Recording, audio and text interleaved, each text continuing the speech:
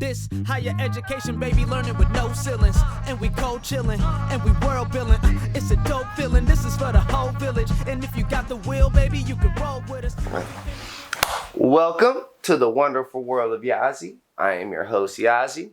Shout out to Mac Blair and Anthony Bly at Smack Talk Productions for always making me look and sound so fucking incredible.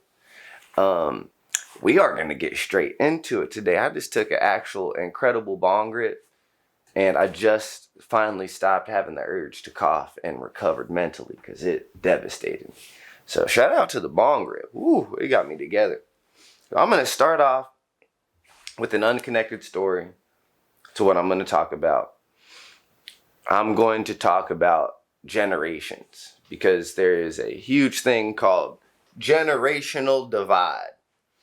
And one thing that I think is important is to discuss first what generations are, kind of a little bit what they're responsible for, and talk some shit about them. And then also give them their praise on some things that they may have done. And then say the things, the actions that have led to why we are where we are today. And I'm actually very excited about it because a lot of older generations like to look at, I'm a millennial, as like a complaining ass generation. And so I'm very excited to get into the complaints because they're not wrong. I'll hold that. But the complaints are warranted. But I have an unconnected story. Completely. I normally try to tie things together. There's no way to tie this together. I just want to tell this story super bad because it's funny. So I participated in this thing called the Organic Cup up in New York and in Michigan, but this happened at the New York one. And so everything is fine and dandy. We're in the van from the Airbnb, just going to the event, and it's me and my two homies from Cincinnati, Devin Burgess and Roberto. Shout out to Devin Burgess and Roberto. Absolutely amazing artists. On the bottom, Spotify, at Roberto, at Devin Burgess. We all in this it's not a Sprinter van, but it's a van. And then so there's two other women in the van, three other women in the van. I'm not going to say their names. And then there's this other translucent dude in the van. And the pale dude, he said a joke that wasn't funny in like the slightest. Like it wasn't funny at all. And I'm going to backtrack a little bit. The homie Roberto is in the spectrum of autism. And so like he is like very aware of like his autism and when others are showing kind of signs, even if they don't know it within themselves. And so really it was a situation of a person like kind of like if you are in the spectrum, sometimes you say things when you're not supposed to say them. It happens a lot. You're like, kind of realize you're like, I wasn't supposed to say that then. It's like sometimes there's like this temperature like gauge that you just, like a thermometer that you do not have sometimes for social situations. But it also shows a little bit of like your true kind of, inherent fucked upness because you're like, oh, that's how you really feel. All right, well, that's wild. So I'm not going to say dude's name because it's a funny story. This motherfucker wants to say a joke and say, I wouldn't be surprised if Michelle Obama was a man. I mean, have you seen those arms? Oh my God. And literally, like, we were all joking about something at first, and then it was just like, I was like, well, no, if she isn't your type, that's one thing, but that is a absolutely beautiful black woman, and you're not going to try to misgender someone first off in front of us because that is a woman who identifies as a woman, born as a woman. That's a woman.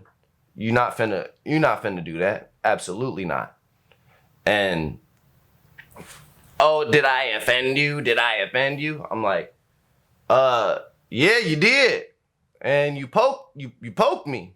So now I'm gonna give you a fucking reaction. And so we're arguing in the car for a little bit. And we like probably about 3 New York blocks away from the spot. And I'm like, nah, all right, bet. And as soon as we get out the car, we just gonna handle this. Just one-on-one. We gonna go in the street and we just gonna knock this out real quick. Just clean and simple. And so the homies, Roberto and Dev, are in the back, and they're trying to like be as cool as possible. Just like reason with him.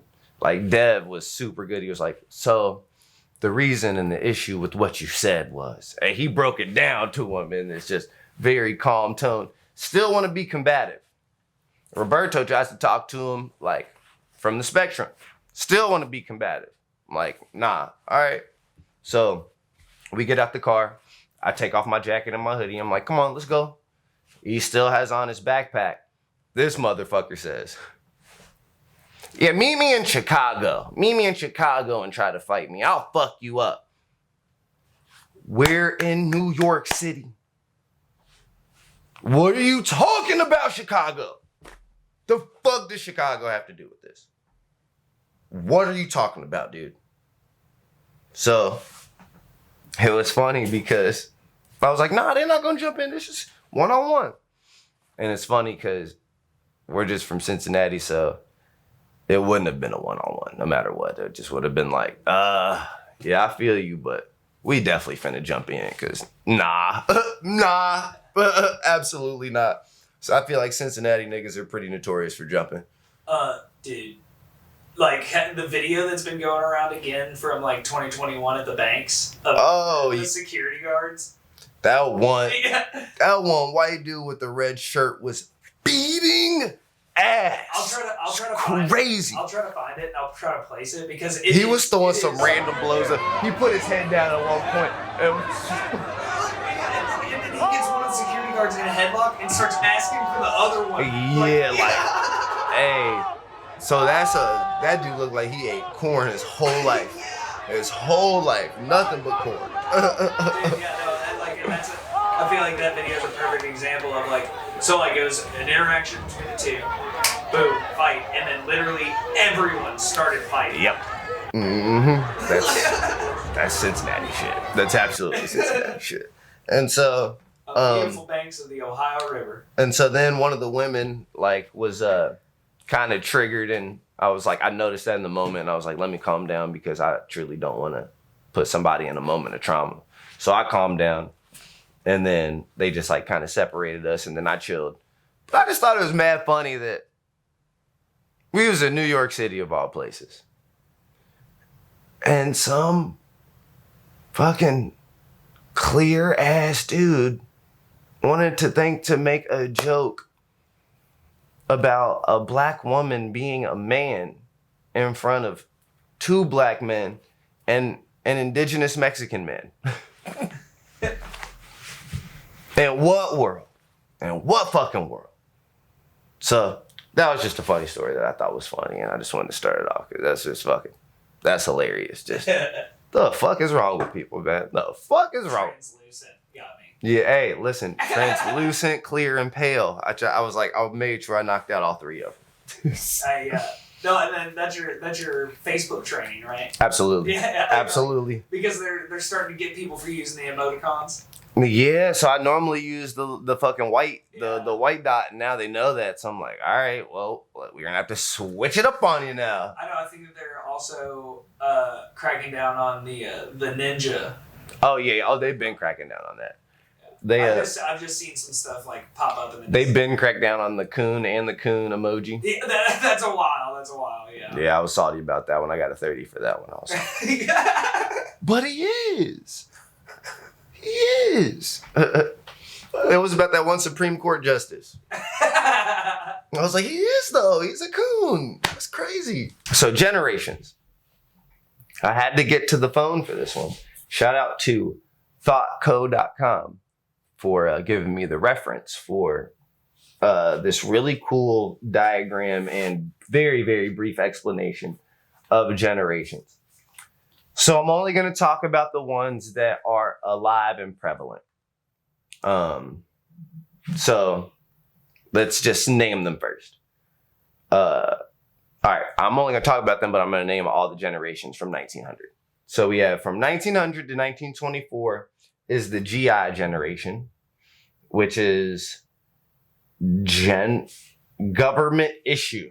That's wild. The government issue generation. Yeah, it's what GI means, like GI Joe. Yeah, but like naming a whole generation, like, yes, you were all programmed.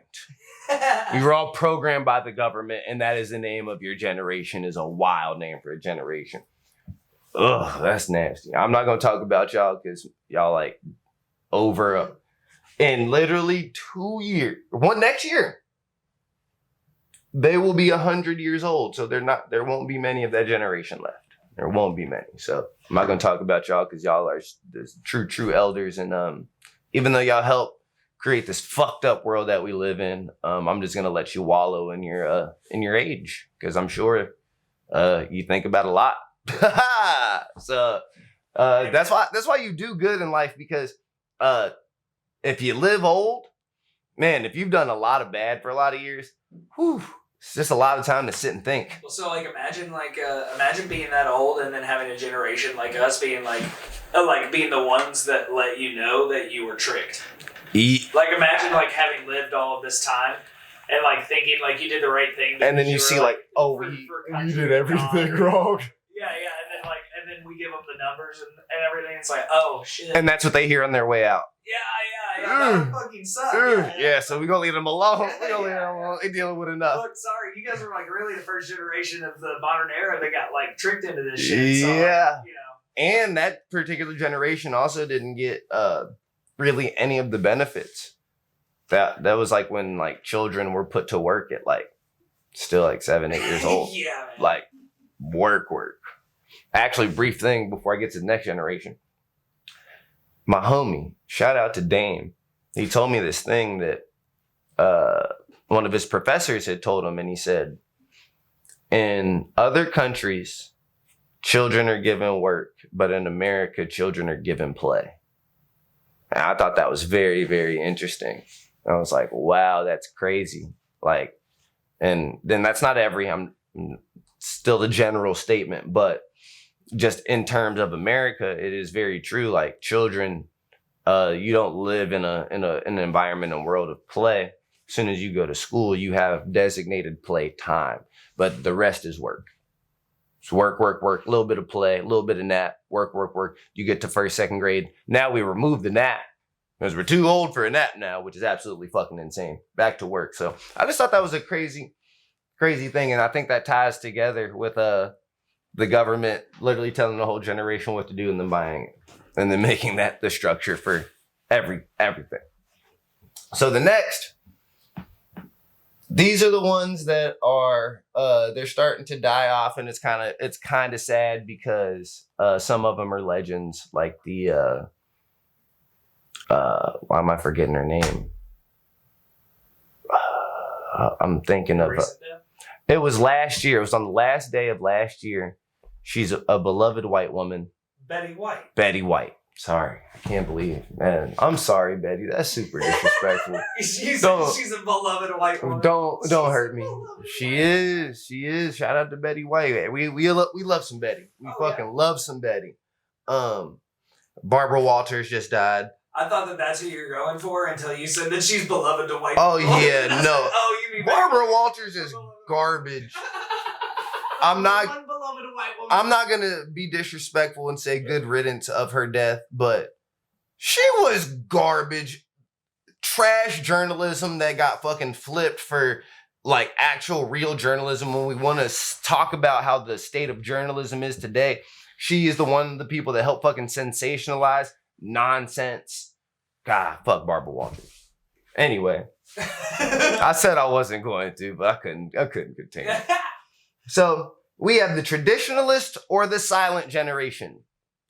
I have been super, super ignorant, and I've been calling this generation the boomers. And it's wrong because this is from 1925 to 1945. And this is the generation that was in World War II. is the generation that gave birth to the next generation, which is the baby boomers, which is from 1946 to 1964. Those are the ones I have the fucking most beef with. Can't wait to get a little bit into that. Then those ones birthed a very kind of obnoxious generation. They're called 13ers, or more recognizable as Generation X. That's I like to refer to them as the generation of frauds. Then we have, that's from 1965 to 1979. Then we have us, the offensive line of generations. We're going to, and what I mean by that is we're going to be not remembered in history, but we are the ones that are going to be remembered for just at least getting the plays going. But you're not going to remember any specific, like, exactly what we got going. You're just going to remember, yeah, they really helped push it. Not gonna remember the names. No. And that's totally fine, because we are kind of really crafting stopping generational trauma. So we are wild. We've been taught to be wild, so because we like don't fuck with a lot of shit. But I've also seen on the flip side of that, we have the tendency to act very boomery, which I will get to later. But we millennials are from 1980 to the late 1990s. I'm 1992, so I'm like a almost later millennial, but I'm a real millennial, like 87 to like 92. I'll give 94. After 94, they get weird. They get fucking weird. Then we have Gen Z from the late 90s to the 2010s. And I have nothing negative to say whatsoever about Gen Z, because I want to start a culture of not shaming or critiquing children. If you don't like what they're doing, mind your business. If you do like things they're doing, figure out ways to nourish and support it. And it's really just that simple. Figure out how to become a good elder. Don't just be like, y'all kids doing this, y'all doing that. We were those kids doing this, doing that, which I'm about to get into right now.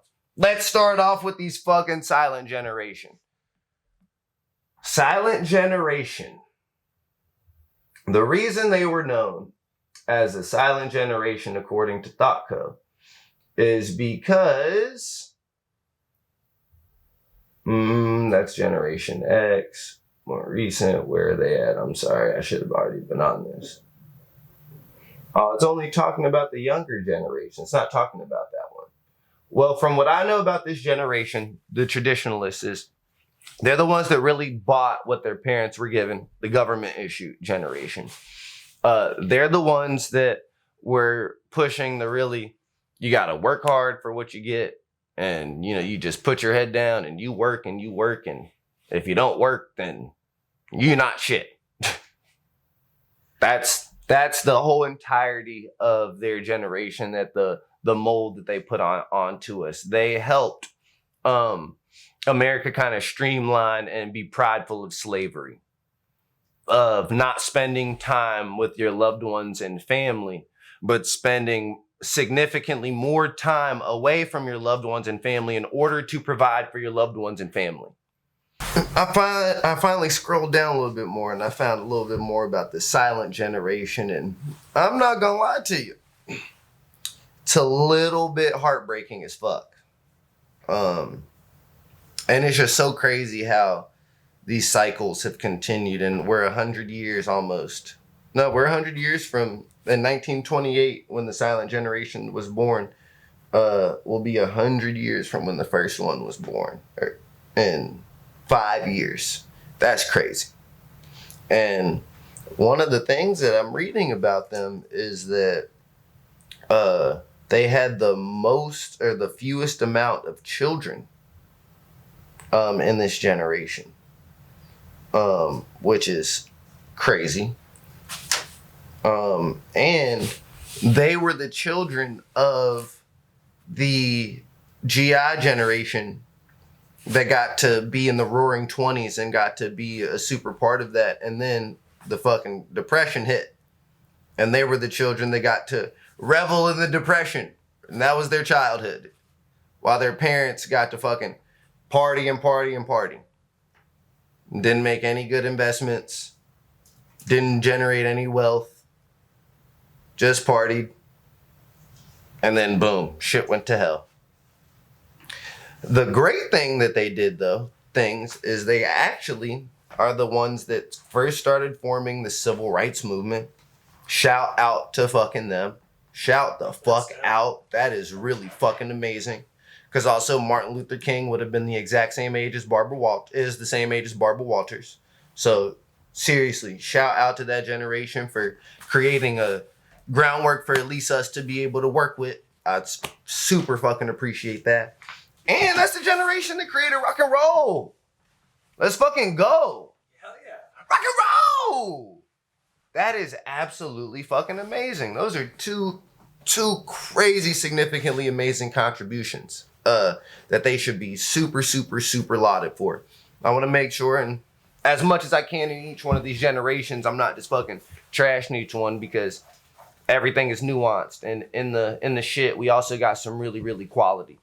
Yeah, that's what, like, I like that you're making that point because, like, everything that those generations have have led to the culture that we now are, like, a part of. Mm-hmm, and absolutely. Some parts of it are really bad, but, like, I think others we are have dope. a very cool thing. Others are sick. Yeah, humans have done, like, pretty cool stuff. Yeah, absolutely. So shout out to the music and the civil rights movement. Like, real talk, y'all put in some real fucking work, and from the bottom of my heart, I appreciate the shit out of y'all. So that's that generation. They ended at 1945. So that's when we get to my favorite generation. Woo, and I'm sure everyone else's favorite generation. The fucking baby boomers. The baby boomers. Hold on real quick. Tree huggers. That's what they are. They're a bunch of tree huggers. So baby boomers are they're such a weird generation because, like, they, like, don't believe in, like, mortality. Like, number one, they, like, want to first off, like, live and hold on to power forever. The crazy thing about that is this isn't, like, what I've seen specifically from Korean films and their capitalism, is that that age group as well has a similar chokehold on their culture as well. So this is something that is at least shared with the South Korean culture of these people from 1946 to 1964 just holding on to all of this fucking power. So Joe Biden is a baby boomer. I don't fuck with Joe Biden. Donald Trump is a baby boomer. I don't fuck with Donald Trump. The reason I bring these two up in particular is because these are the people running the country most recently. Why is someone born between 1946 and 1964 running a country in 2016 and 2020 and 2023? What do you truly understand about today? I mean, it could be Kanye next in 2024, though. Hey, he's at least gonna get 20,000 votes. Well, yeah, like At least. I make a joke, but he has affected culture in a way to where it's a little bit scary. Yeah, absolutely. So, what they're described as, the baby boom has been described variously as a shockwave and as the pig and the python. Most baby boomers are children of either the greatest generation or the silent generation, and are often parents of late Gen Xers and millennials. So let's get some characteristics of a baby boomer. So they say baby boomers.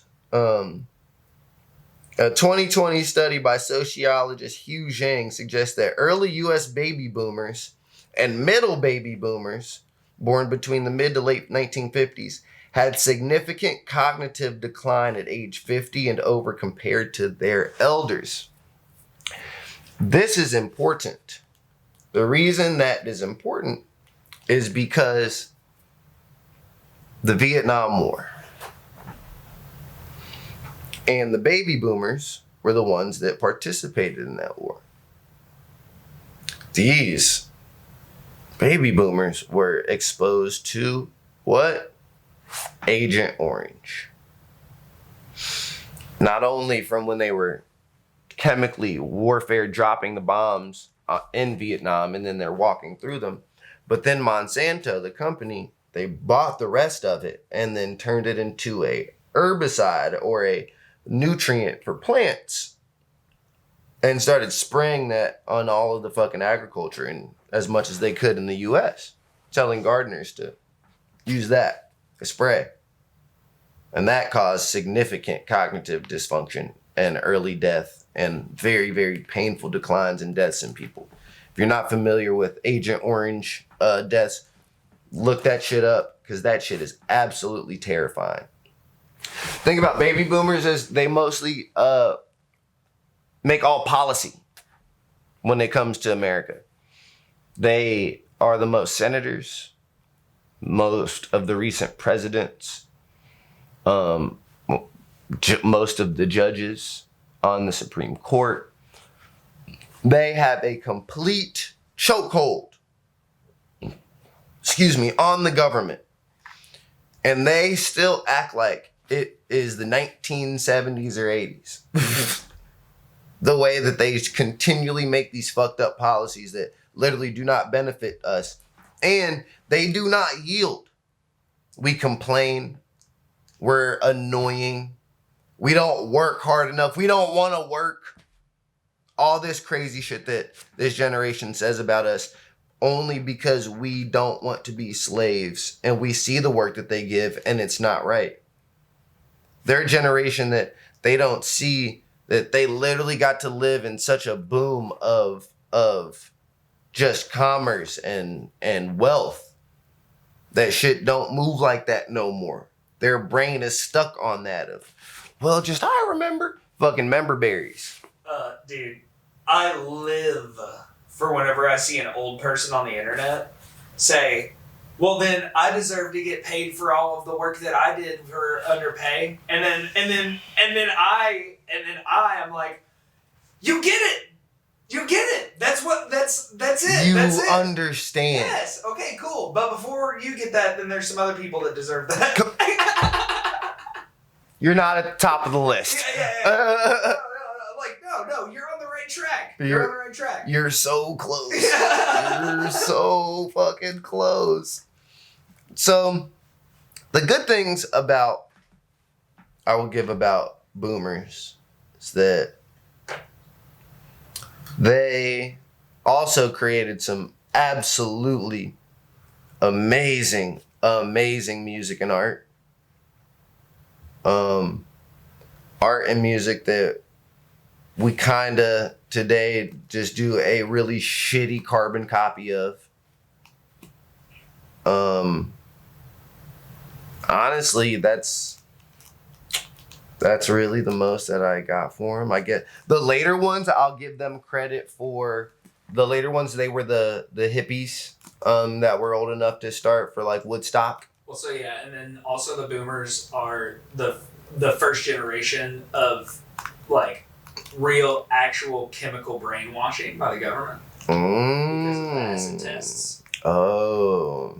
Like the CIA acid tests. That's crazy. And so like I think that also could like because they were doing a lot of fucked up stuff to try and it was all experiments that people volunteered for, but it was like experiments to try and is interrogation tactics basically using psychedelics. And I'm sure that probably has an effect on like that point that you made about the cognitive decline. Oh, absolutely. And so I think that that's also interesting. Like we draw culturally a lot from that generation ourselves, just because when we were younger, all of us were obsessed with that hippie era of like that Woodstock and like Ken Kesey and the Electric Kool-Aid Acid Test and like the Beatles. You know, that's it's like every white person's favorite band, like first favorite band. You know. I'm totally forgetting, which is crazy. The coolest thing about the boomers is that they not coolest, the heartbreaking part about them is that it's not like they didn't try. And that's one thing I'll give them credit for. It's just they tried and failed and then didn't try again. That's all. But the baby boomers, they did try, because within that generation was founded the original Black Panther Party. Yeah. And when we talk about things that we get to still benefit in today, the Black Panther Party is responsible for all free lunch programs in the whole entire United States. They're the ones that help implement that as a government program. Because one of the things that the propaganda that was spouted towards the Black Panthers was that they were only black. What people don't understand is pro-black means that you are just pro-black first, but being pro-black is being an indigenous microorganism, and you attract other good cultures and you also benefit them. So in the original Black Panther Party, the Rainbow Coalition was a real thing, which is other minority fucking cultures that have been beat down by the government coming together and unified to take down this really oppressive fucking way. But also, it's not just with the smoke. It's how are we going to help the people? How are we going to feed the people? How are we going to house the people? These programs are still programs that we use today. And baby boomers started those. So super thank you so much and hella credit for implementing a lot of good systems that unfortunately your counterparts worked their whole entire lives to dismantle while they killed the greats who were fighting against it. Literally, and that's what happened. I think that's what happened. Honestly, is like that's what happened. Baby, all the awesome like they killed them. Yeah, all the people that were pushing things forward were.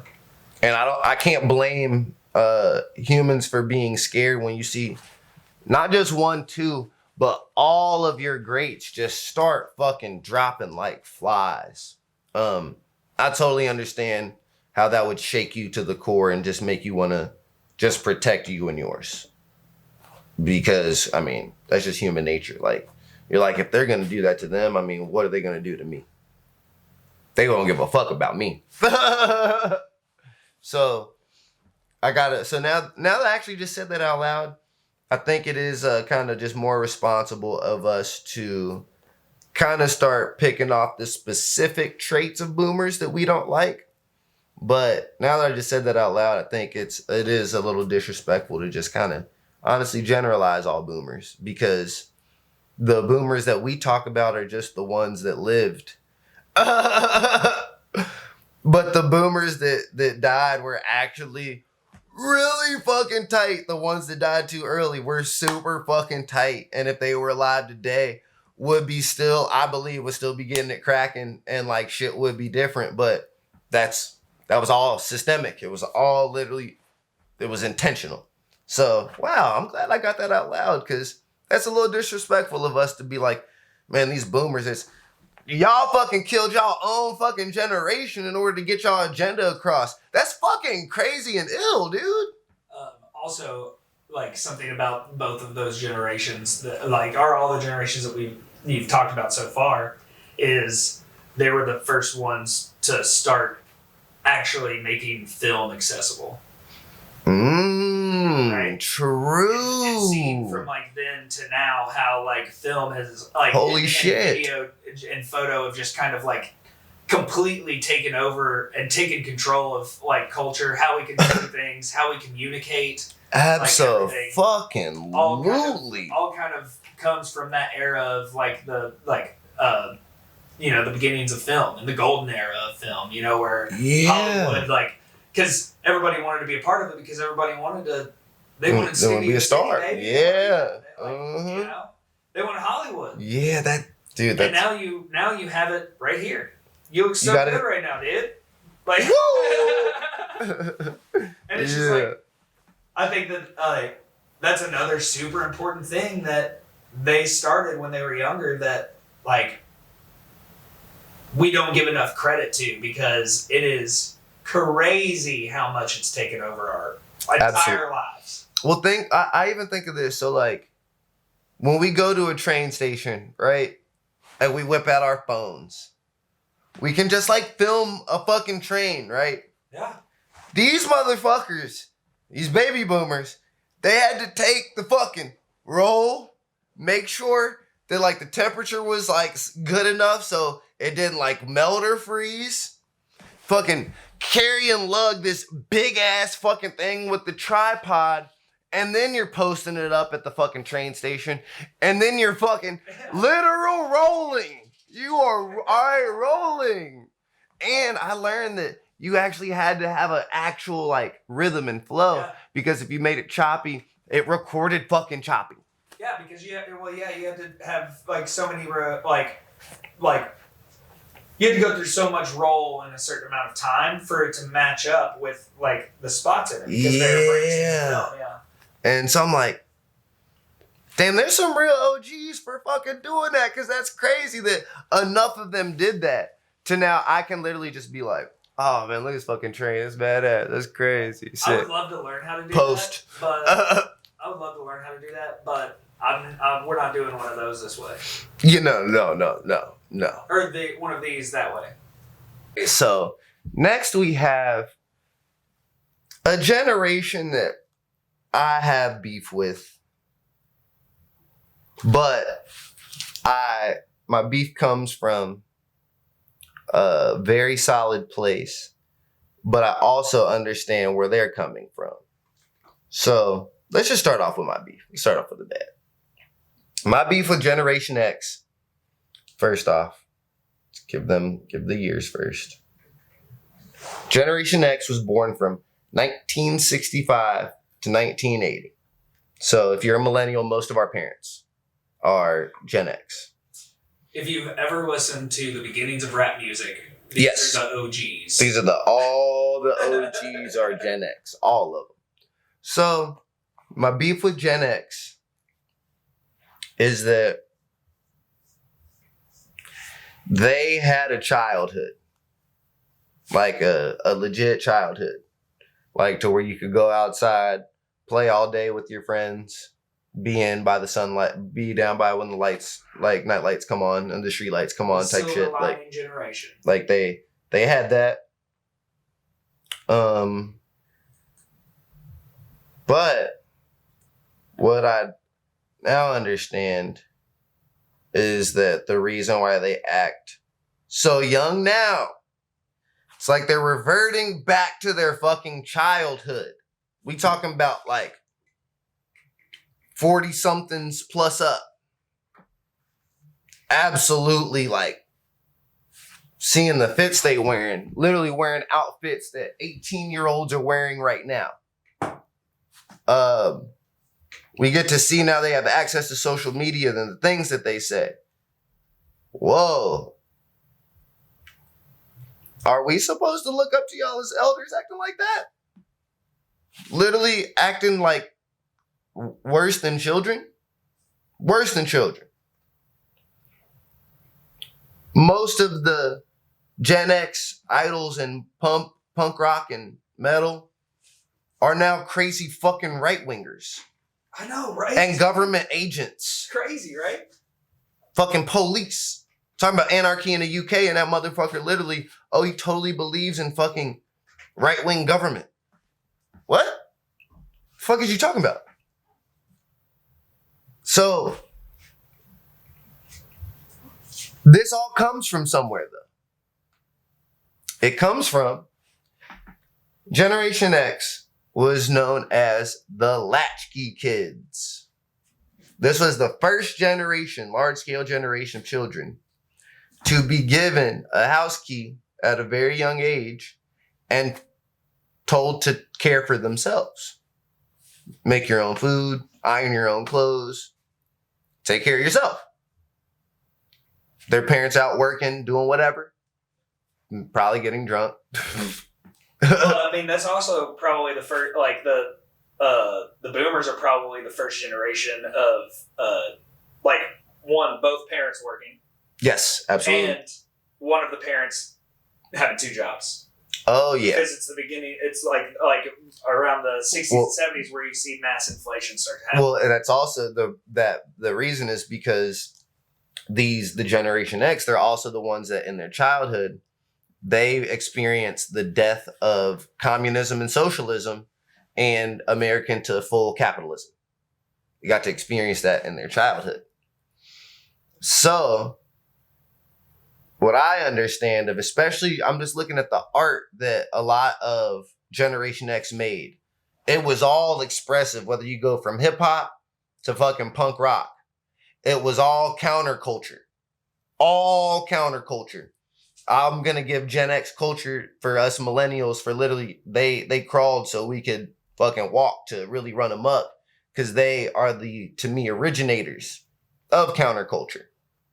But what I understand from that is a lot of that is just leaving children with a lot of time to themselves and no guidance. What I also see in that is, while you do have a real childhood, a lot of your childhood is stripped from you because you also have to do very adult things, like take care of yourself as a child. So, this is even a crazier part. This part, Generation X, they experience their parents having the most and highest divorce rates. So, this generation experienced their parents getting divorced at the highest rate. And Mac just gave me some fucking great information and let me know that that's because that was the beginning of the fall of Catholicism in America. And other Christian sects like Baptist and Protestant were on the rise, and they didn't believe in Catholicism as much. And in Catholicism, divorce is a sin. That is a literal sin. And you will be kicked out of the church for divorce unless you have some crazy, crazy, crazy situation. But even then, no, it's the Lord's will. And and now the Catholic Church isn't like that. Yes, because now that they were like, hey, we're losing a lot of people. So and since then, like, condoms are cool, birth control is like, I mean, no abortion, but they're like, we'll yield a little bit. They're like, y'all can get your shots and stuff. Snip if you need to. But yeah, that's and so, like, even from my like personal life, my mom was raised a Catholic, and her parents got divorced, and that had a very, very negative effect on her, which then turned into trauma for me. So I understand that from a firsthand standpoint. And also, it's just very sad because they're now like even with my mom, like they're all now like reverting into like a truly childlike state of just, and you see it's from trauma. It's like a lot of them are infatuated with this idea of youth and being young. And it's like, why are you not proud of aging and being older? Like that is like the biggest honor you could ever have, is like being older. Like I've lived. That's the highest honor you could have. I've spent time here. I said that there's this post on Facebook, and it was this person said, if I live to 100, so this dude, my uncle lived to 106, and I asked what was his secret, and he was like, this is God's way of cursing me. And somebody commented like, nah, I feel like if I lived to 106, I would feel this exact same way. And I was like, shit, I ain't even gonna hold you. By the time I'm personally 106, I will be visiting every single one of my friends' graves. Every single one of them. And I'm going to be talking crazy shit. Crazy shit. Just standing on your grave. Drop the flowers. Might drop a blunt on there real quick. You know what I'm saying? Actually, I'm going to be too old to roll it. I'm just going to sprinkle some weed on your grave real quick. You know, I'm going to sprinkle that flower. You know, I'm going to be like, oh, fuck you. Sprinkle that. That's for you. And I'm just going to stand above you and be like, look at your ass down there on the ground, looking up at me. I always knew you admired me. I'll walk my ass down to the next one. Say that to the next one. Oh, y'all looking up to me? This is crazy. Just talking hella shit. I just had to get that little joke here real quick. Got them ashy ass bones. Yeah. Are those worms? Ugh. Have some couth. So, Generation X is truly responsible for what I say they started stirring the pot, but where they fucked up was their greats didn't get killed, they killed themselves. They stopped believing in themselves. They stopped believing in their movements. And they believed in the lies that they were told when they were children. They started to not believe them when they were teenagers and young adults. And they really pushed back. But when they started having children and got into their 30s, they settled down and then settled down into the ways that they knew, which is the ways that their parents taught them. The same exact fucking formula. That formula, though, fucked up, didn't really work for them. I mean, it did because they got the kind of later end of the benefits, but not really. They were the first ones to start getting fucked up by capitalism. And then they had children. And that's us millennials. When I say us millennials, I'm talking to me and my millennial clan from 1980 to, they say, the late 1990s. Or is it 1980? Yeah, 1980. To I'd say like 95, 96. Like I will give 90. They're weirdos, but it's I'll give them 96. Yeah. I'm gonna give them 96. And I know exactly who you're talking about. Like they're people born in 1998 are weird. Yes, and it's because it's not bad weird.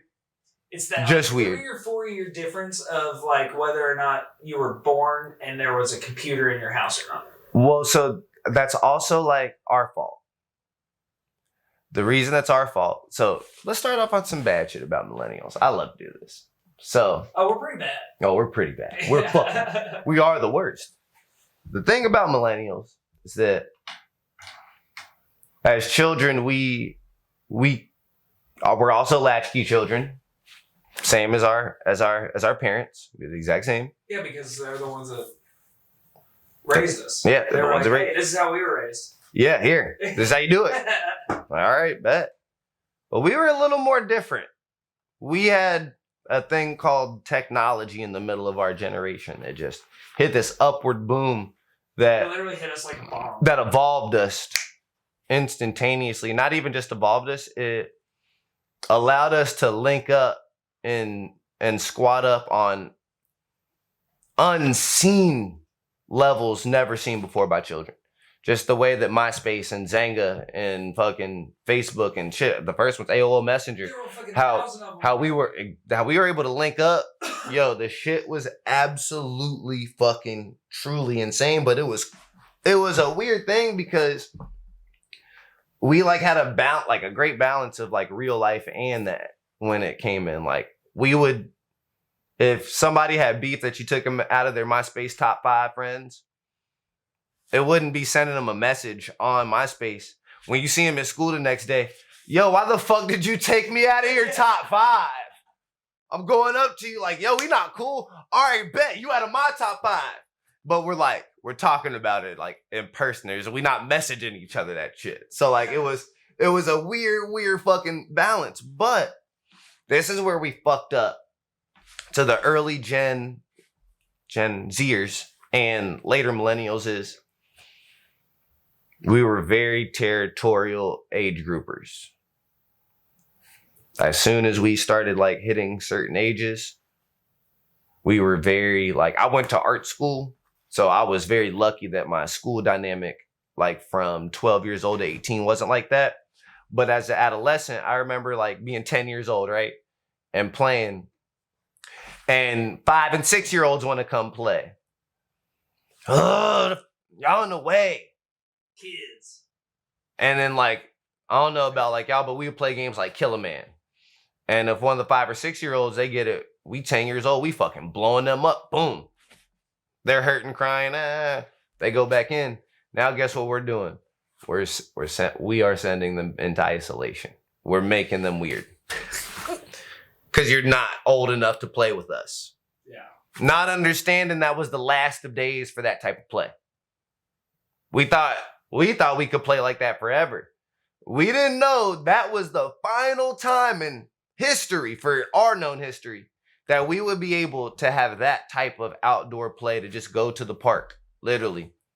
And your parents be like, okay, be in by when the fucking streetlights come in. That's the last time. They send you out with some fucking money. Hey, call me on the payphone if you need to. Like, how could we know this shit would change to where now we have this in our hand? Our teachers at this time were telling us, hey, you have to learn all of this math shit because you're not always going to have a calculator in your pocket. Fucking lies. Nothing but lies and deceit. Learned all that shit for no goddamn reason. So, the great thing about millennials, though, sorry, I had to get... Also, last bad thing. A lot of millennials are very boomering, and I don't be understanding it because they be lying. We've all seen how we've all grown up. All of us have seen it. I truly don't know one motherfucking millennial that has done it on their own. When we talk about do it on your own, you may have put in the supreme work ethic to reach your goal, but in that, you needed a lot of fucking people to get there.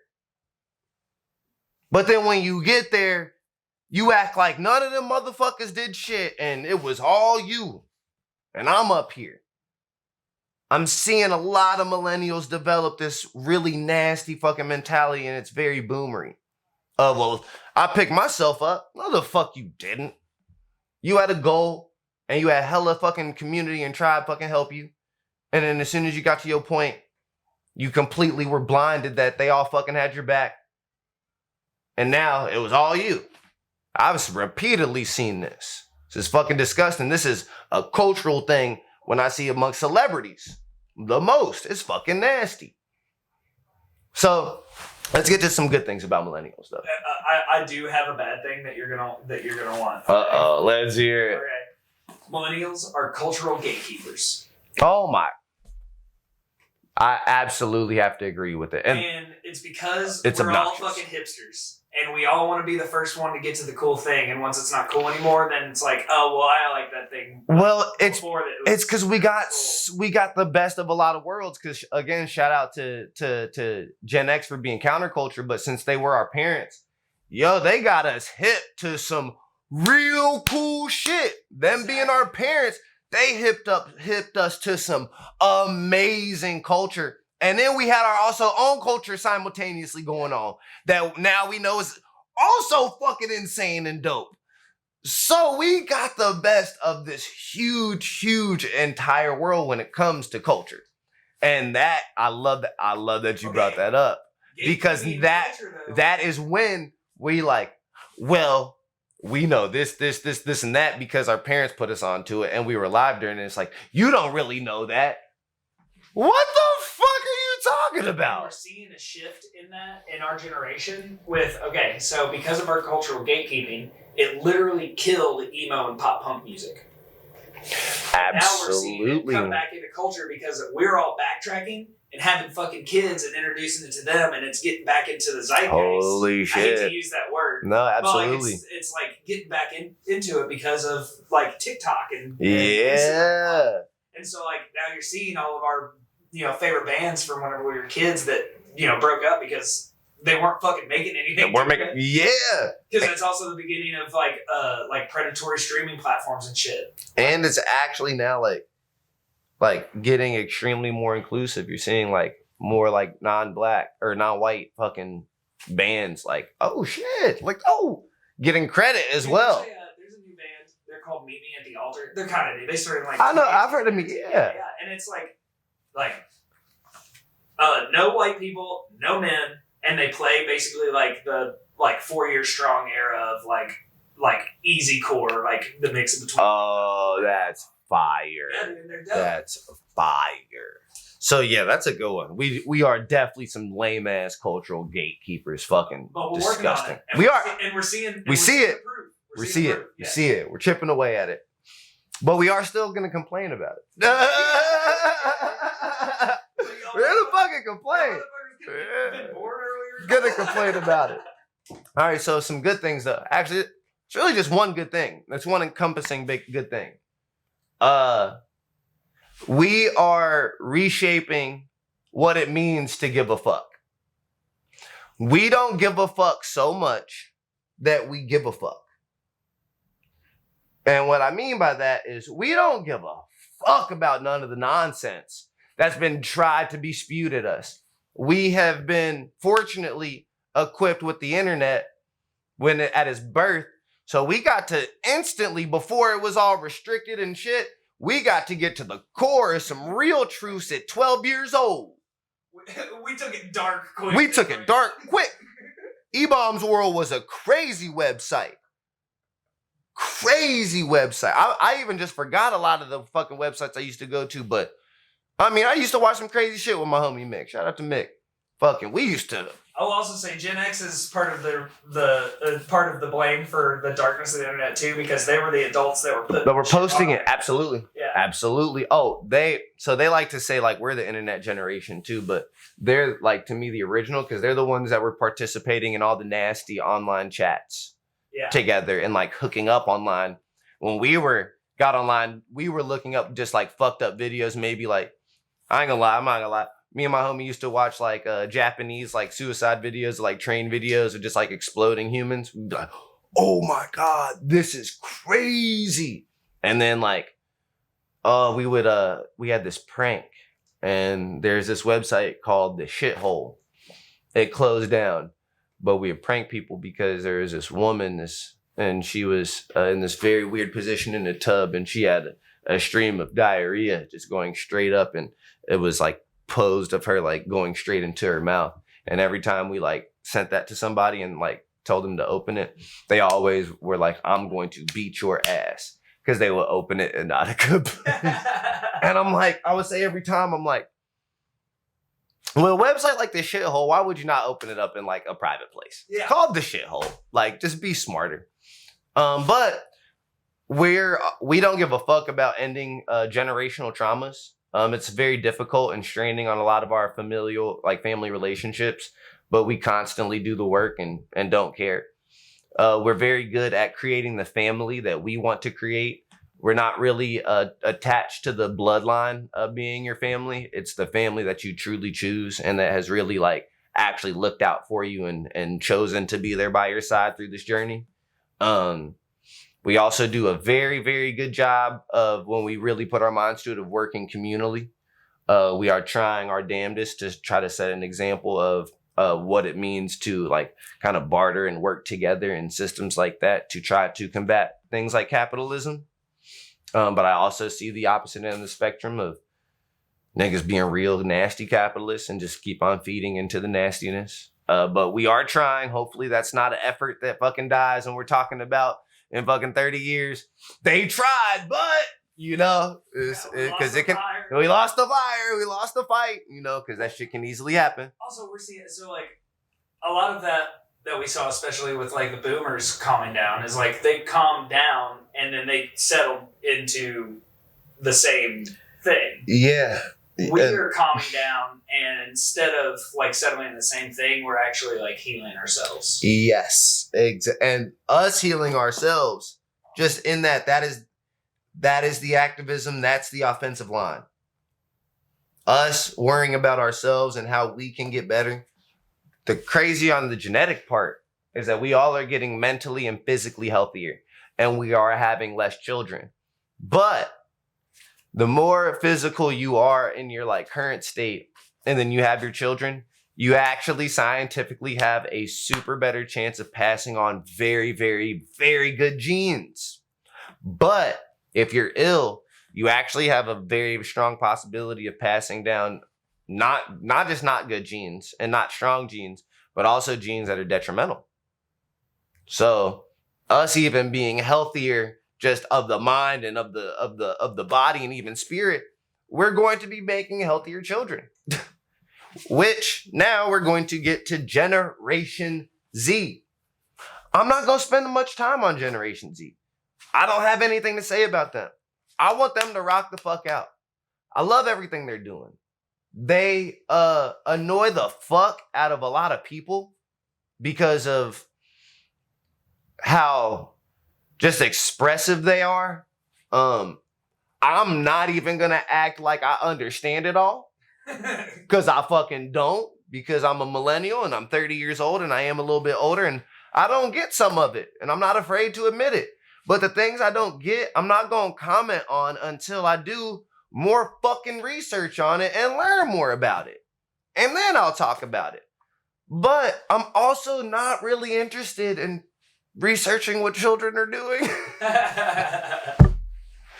That's just me though. I'm not interested. I just want to see what they're producing, what they're coming out with. If I rock with it, I'm going to rock the fuck out with that. If I don't, I'm going to let them still rock out and mind my goddamn business. Because they'll get it one day or they won't. But I'm not going to be that fucking lame ass OG that's going to be known as, oh yeah, he was that hating ass nigga. That doesn't help nobody. Never be that hating ass old nigga. Never, ever, ever. As soon as you feel that, just stop. Just stop. Just say, hey, do I want to be revered as an elder or as a hating ass old nigga? I think most people want to be revered as an elder, so that takes actual intent. And you got to check yourself in the moments and see that, oh, this is no, even if you fucking 50 years old and you're talking to a 30-year-old, that is a youth to you. That's a grown-ass adult, but that is youth to you. You are their elder. I don't give a fuck. If you're 50 years old, hopefully you give that off, but I'm going to look to you for guidance in certain things. Your stories of the things that you have that I don't. I would love to experience those with you and the way that you put it. I mean, even horrible people from those generations have stories that you can learn from. Absolutely. I work in the fucking bar industry. It's all horrible stories. There are people who check me all the time. I got this regular, I'm not going to say his name, but on paper, he's an elderly white man. I should not like this human being on paper. But when this dude comes in, I get genuinely excited because he's actually a fucking good ass dude. Like, we totally don't agree on a lot of shit, but the things that we do agree on are like core humanity. The ways to go about it, we do disagree on, but the actual core of the humanity we can agree on. So I can actually rock out with dude. And the thing, I think he's like 65. The things that he tells me, I'm like actually enthralled in, because I'm like, dude, thank you for your knowledge and thank you for your history. This is fucking dope. I want more of that from that generation, you know? That's what I want that from. And that's what I would like to be to the Generation X. Or Generation Z, I'm sorry. That's what I like to be to them. And then, the true game changer in this all. And what Generation Z is here to do, they are here to actually be about it to change policies. They're going to be the ones in government positions to start changing things to have things be actually eco-friendly and start helping regenerate the earth. Not us millennials, them. They gonna be the ones. There's more of them who have these base knowledges at such a younger age. They've been cooking on all these ideas. We've just kind of been tapping into in maybe our early 20s. They've been doing this since they was 5. They got this. And we have to trust them and put them in situations to thrive so then they literally can help us. But to me, that's their impact, is to be the policymakers. Then hopefully they don't fail. Because if they make some decent policies, our kids, us millennials, our children, it's going to be Generation Alpha. And I'm not going to lie to you. Generation Alpha, that's them the ones. Them is the ones. Them the ones that's going to change this whole entire shit. For good or bad, we seriously don't know. Because it can go either way. But our children that we're having like now, them motherfuckers finna go crazy. And hopefully we give them the proper fucking foundations and love and support to be able to go as crazy as possible, but in the most focused way possible as well. Yeah, that's hard. Hey, and that's my generations. I'd fuck with that super, super hard. Saying all that out loud actually really helped me get out being such a hater and got me to actually see that all of this was intentionally done to these generations literally by the government. There's a government issue fucking generation. They're named after that. It's not some crazy conspiracy. It's the actual shit. It's in the name. The government issued this whole entire culture on a whole generation. And now we are all living in the remnants and shit of the government fucking issued bullshit. And that is literally when motherfuckers say, oh, they and them. Yeah, the government did that shit, fam. They literally did that shit. They did that. And I want to stop hating on the previous generations as much. Because y'all are victims as much as fucking anything to this goddamn system of inequity. And so it really doesn't help continually to beat down of what we did wrong. And so I'm going to start doing in real life a better job at that, of actually focusing on the good things about that, because we can talk about the bad all day and it's just going to be this, but the actual commonalities, and be like, so how do you think we can grow on this together? And I'm going to start doing a better job at that, because I've been shitty at that. I ain't even going to hold you. I just be talking shit. Just be talking shit. I think we could all do a better job, because unfortunately, if nobody starts doing it, it's never going to get done. So we can think they should start it because they're older, blah, blah. Yeah, that's cool. Fuck that. If we have to start the conversation, we got to do it. And then so fucking be it. We the offensive line.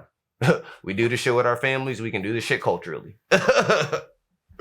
So we got to be the ones, unfortunately. I'll tell you right now, I'm not going to be like my parents and telling my kids that they need to get out and vote. I'm going to be telling them that they need to get out and start burning shit down. 1,000%. Oh, I'm going to instantly be telling them, so voting's cool and swell. But what you're going to want to do is you're going to want to learn intimidation tactics and how to get this Republican senator to not pass this redlining and gerrymandering bill. They started special ops training, 6 years old. Yeah. Number 1 rule, don't get caught.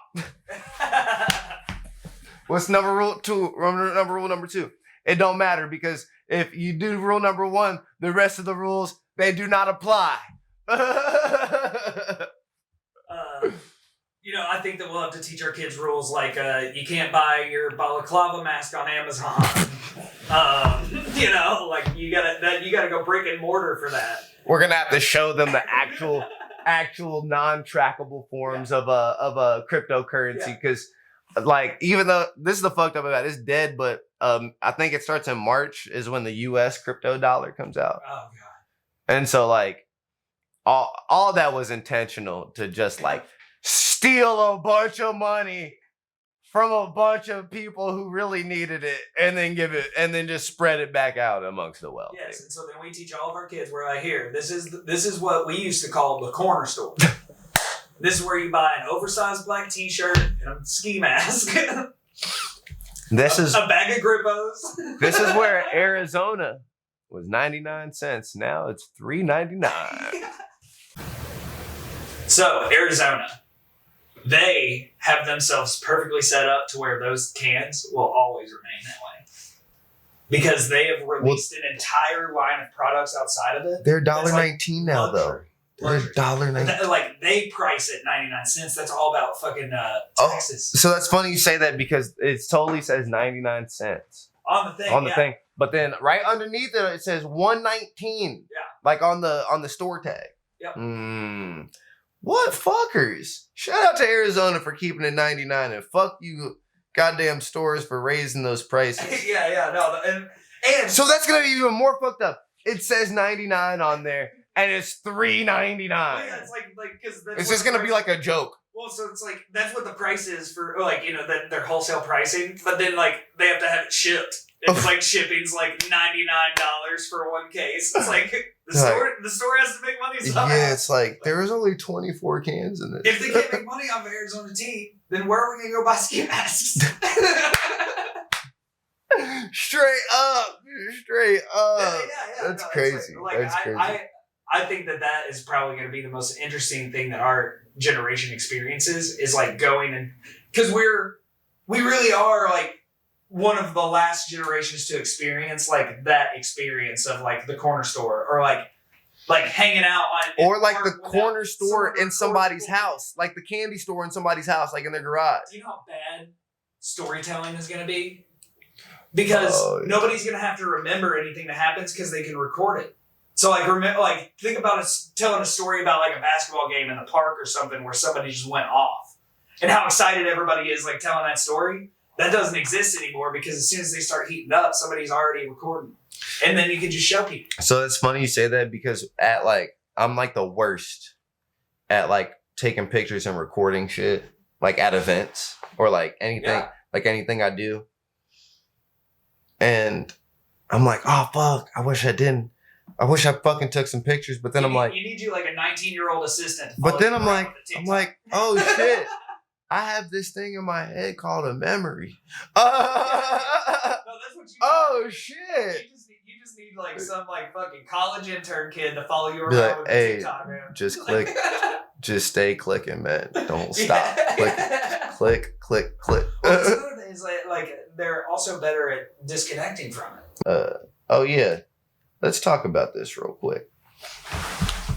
Finna go down and for Tribe Foundation and go with a group of people and help organize all the donations and accept some more donations.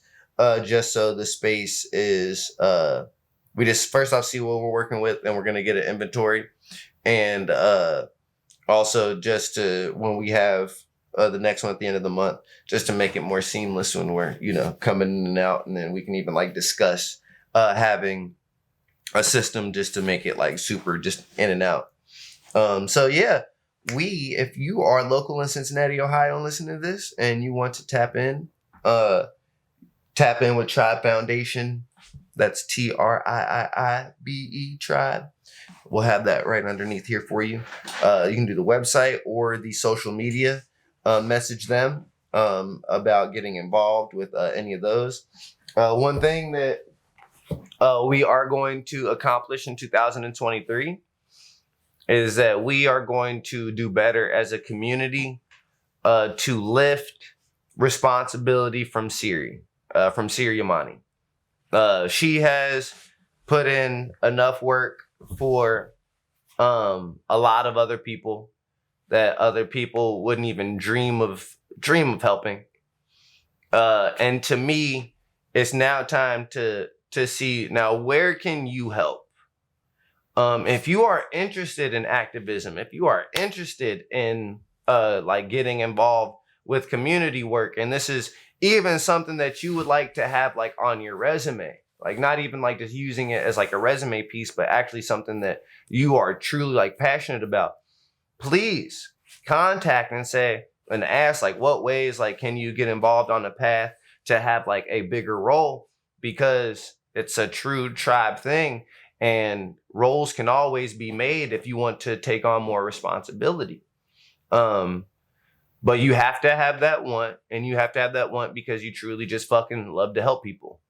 And in that, you can relieve a lot of fucking stress and responsibility from Siri and allow her to just be a human fucking being. Because a lot of people rely on her too much, and that is a weight that she does not deserve. She deserves to just live and exist. She does not deserve to have all these hands out. Put your hands away. And the only time your hand should be out is if there's something in it to give her. Only times hands should be out. So let's all truly start doing a better job as a community of truly not seeing where our faces can be the most in front of people, but where we can actually have a help of taking responsibilities and time for someone who has done and continues to do so much for so many people. It's not about getting on stage and in front of people's faces. Sometimes it's just going in a fucking small ass fucking storage space and folding some goddamn clothes. It don't sound like that's that big of an impact, but it's a huge goddamn impact for Siri. The more people that we can get like this, the better fucking versions of Siri that we can get. And then guess what she's going to do? Continue to help us on even more grand scales. But we can't keep her trapped right here. We have to allow her to flourish and fly. Yeah. Like imagine like if she could take that focus and really put it into being like a showrunner and producer. Come on. Like these live shows, because like that's shit. There's a gold mine there. Come on now. Come Gold on. mine there. Come on. So. And I'm not even just talking about financially. I'm just talking about like Yeah. culturally for like our like music and just our community. Like like shifting the focus of being able to like put that stuff on and be the person in the room for Cincinnati. Yes. Is an important role that will take a lot of time. Yeah. And like, I'm saying all this because Siri's album just dropped, Big Fish. And that shit is a fucking instant classic. And I was so proud of it because like I've been waiting for this album for a long time. And I just got to like see and hear like what she's been going through. I've like known on like a personal level some things, but I got to know like some other stuff on like a deeper level just through her music. And it's just like, I want you to be allowed to have more time and like just to do this. Let the community start to now like look out for you by looking out for the community. Let's do that because I want more Siri art. Personally. Yeah. Like, I'm selfish with all this shit. I want to treat all these people great and make sure they mentally and physically good so I can get some more fire art. It's that simple. So like, join the club with me. It's a fun club. We actually get some real cool results around here. I like damn near got 100 percentile fucking rating. Yeah, you got a pretty good track record. Yeah. I'm known out here. Ask about me. Ask about me. If I said that 10 years ago, actually I wouldn't have said that 10 years ago. Because if I said ask about me, they'd be like, oh, that nigga. So what a time, what a 10 years. Shit like that. I would have only because I was on drugs and alcohol. Yeah.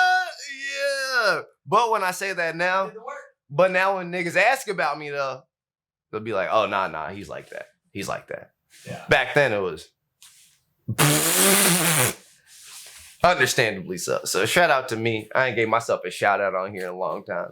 So that's it. I'm gonna wrap it up because we got a big day today. As you know, we Bengals tatted up. Logo to the real Tiger. At 8:15 on this day, it's a Sunday. We play the Ravens, second week in a row. Kind of not excited because I don't want to fucking play the goddamn same team 2 weeks in a row. It's not exciting to me. Higher stakes this time, though. It's higher stakes, but also fuck the Ravens. But it also just kind of gives them more time to see what we were doing. It's just, I feel like it's going to be a lower scoring game only because both teams have had a week to play each other and then more time to study each other. So it's just like, and we're a division team. So it's like, I feel like it's going to be a low scoring. It's going to be a low scoring game. Or it could be a high strategy and they'll have to throw out some experiments. And if it is, that would be fire. But I'm also like, That makes me nervous. This is the time too, because Because I love Zach, but he can get a little wild. But I couldn't find my Tyler Boyd jersey. I got a bunch of clothes I need to wash. So we going back this week with the fucking Chad Johnson, you know what I'm saying? We fucking doing the thing. We hoo-daying it. Know what the fuck it is. Let's goddamn go. Hoo-day, baby. We gonna end it with that fucking goddamn chant. Actually, I'm not gonna end it with that chant yet. I'm gonna show you what we sing here in Cincinnati. And if you are a Bengals fan, you gotta sing it with me. Are you gonna do the dance too? Nah, we might. All right. Cincinnati Bengals, mean and angry. Hold on. Cincinnati Bengals, mean and angry. Damn it, I ain't sung it in a while. Oh, okay.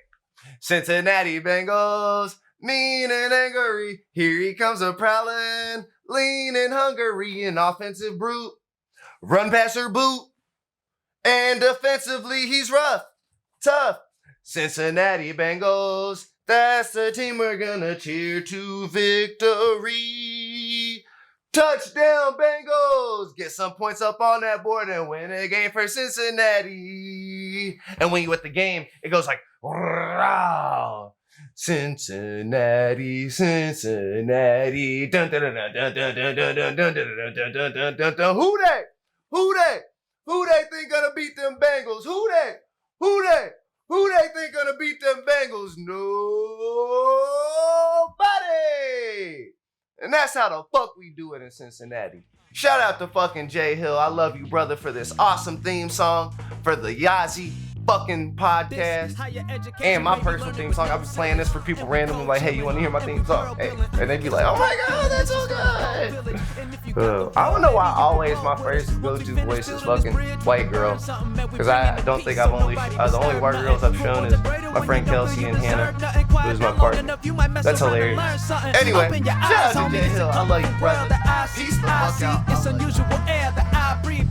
It's always going up wherever I be, but it's so much to discover beyond the beyond. It's a puzzling world, it's a different life. It's an interesting world with Yazi. It's a difficult world, still a beautiful life. It's the wonderful world of Yazi. Yazi.